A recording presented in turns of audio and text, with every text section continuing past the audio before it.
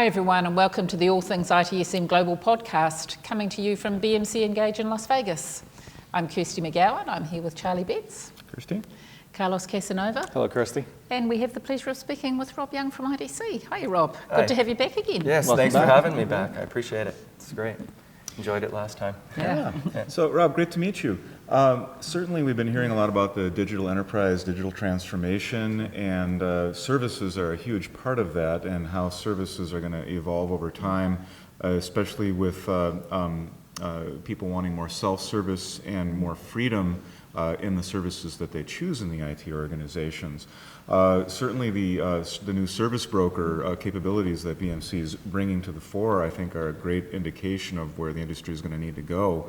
Right. What are your thoughts on that? Yeah, no, I agree with you 100%, and I'm hearing that, right? I mean, one of the benefits of coming to an event like this is to not only spend time with the vendors' executives, right, but also spending time with IT practitioners and IT professionals and hear kind of what they're excited about. And I'm not surprised to hear that they're excited about, the service broker, my IT service broker edition. We've been talking a lot about the need for delivering IT as a service, right? Making it compelling for lines of business to consume technical resources through their internal IT department, as opposed to going out with shadow IT, grabbing the Amex card and just going at it, right? Mm-hmm. And part of how do you, I get this question quite a bit, from IT professionals is, that's happened in my environment. They've gone out. We have a lot of shadow IT. We know about it. We don't want to just go out and be this, enforcement agency that says no, and we're going to cut everything off that you went and did. We want to make it. We want to come at them and say, hey, listen, we get why you're going out and doing this. Yep. We've taken the steps. We have solutions to make it more compelling. We can be faster, have this self-service, have this nice user interface for folks to interact with IT in a way that's more modern. Yeah. And just maybe we can cut a better deal if we aren't all using our own American Express cards. Right. So there's a lot of cost savings in this, right? A lot of operational efficiencies, a lot of line of business efficiencies, because it causes a lot of data silos, right? When you have all these discrete products throughout the organization. So. Or when you go into an organisation, you find that 3 different business units have got contracts with the same vendor for different products. Sure. You're losing that ability to negotiate. Right, and what I see a lot of times too is it gets to a certain point where they do want to integrate these in with on-premise technology at a certain point, and they go to the IT department to make that happen, and they hit a roadblock with that. And it's like, well, why didn't you get us involved at the beginning of this? Well, why? Because IT has been slow to move, and now more than ever they need to move at the speed of business, and one way of being able to do that is by having something like a service broker offering where they can have all their offerings in a place that's easy to consume.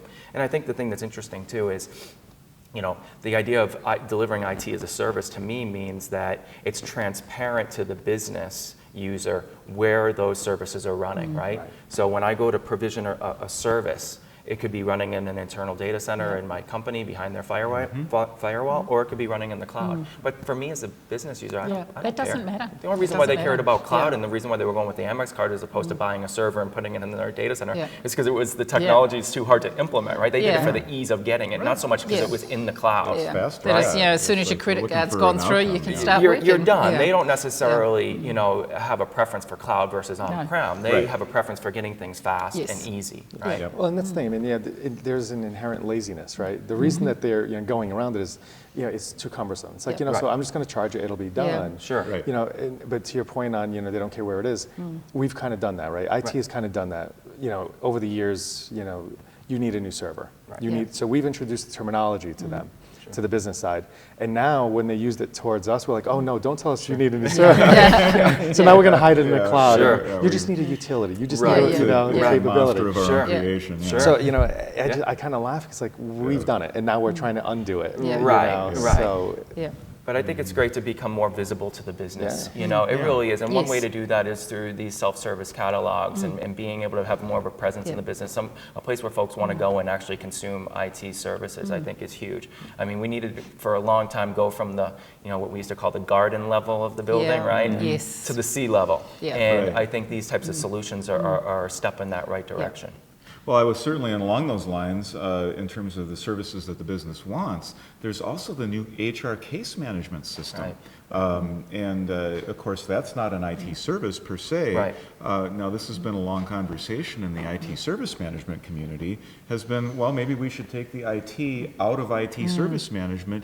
It's about service management. Yeah. Right. And we're certainly seeing evidence of this with service catalogs now, including things like HR and facilities management. Facilities management is another big one. Right. Even corporate communications. Sure. Right. So, but you've had some exposure now, I think, some discussions with I have. BMC on the HR. Well, with BMC, and again, like I mentioned, it's about these events. It's so great as I talk to IT professionals as well, right? And BMC's listening to their customers, right, and seeing what direction they want to move in. So this kind of validates what we have been hearing, right, is this need for service management across the organization, right, as part of this digital transformation that virtually all businesses are going through, right, in some fashion or another.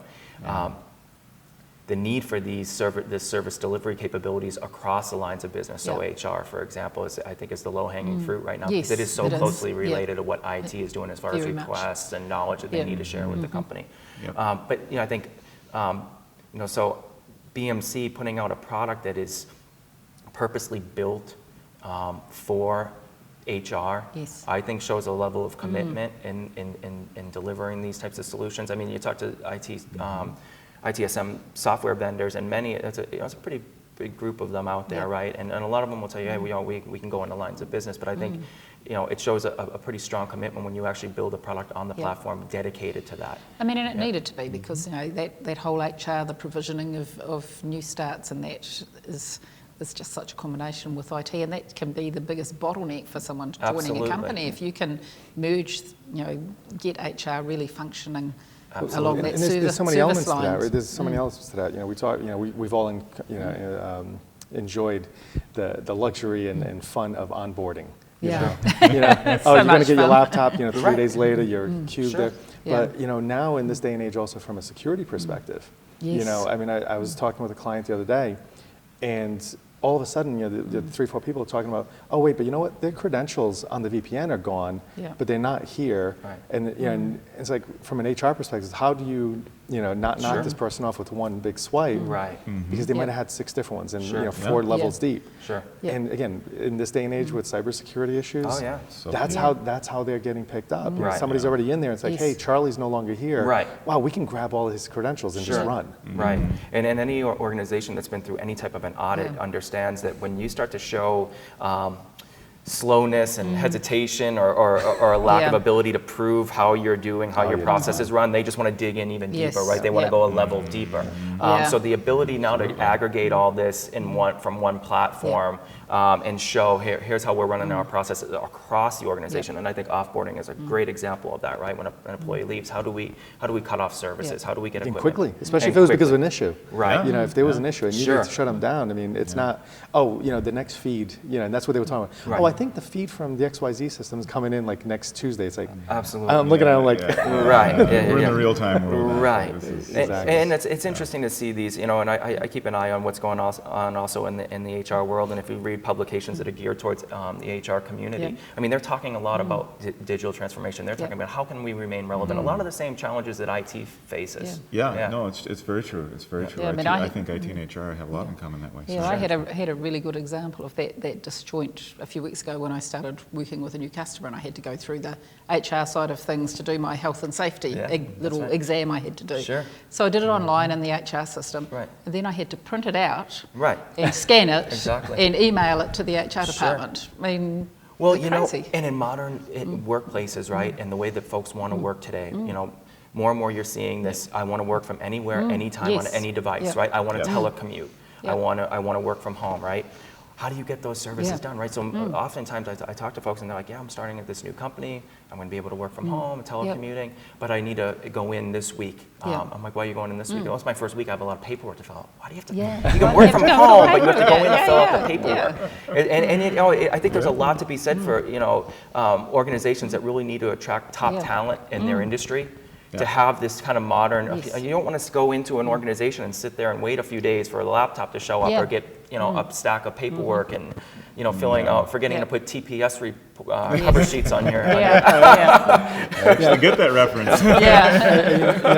I know we need to wrap up and stuff. Sure. You know, so we definitely need to bring you on because I'd love to, bring up the whole, the retention part of it, the attraction That's part of it. exactly right. You know, that's a whole different Yeah. segment. That It if you is. make it simple, that's the millennials. They want to come in. That's absolutely right. Yeah, and that's you've like got to make a whole other 20 minutes that we Yeah, need. it is. Yeah, I got it. Yeah, but- we could talk. Sure. For Well, ages. hey, you'll have to have me back on Yeah, again. All right. Thanks so much You're for your welcome. time, Thank Rob. you for having me. I enjoyed the you've conversation. Thank you. You've got a busy day ahead of I you, sure I'm do. sure. Yes, So yes. we will talk again very soon. I look forward And to you it. know the topic that it'll be on this. Okay, Yeah. great. I'll bring that TPS cover sheet with me. Okay. Bring your Hawaiian shirt. We'll do it on a Friday.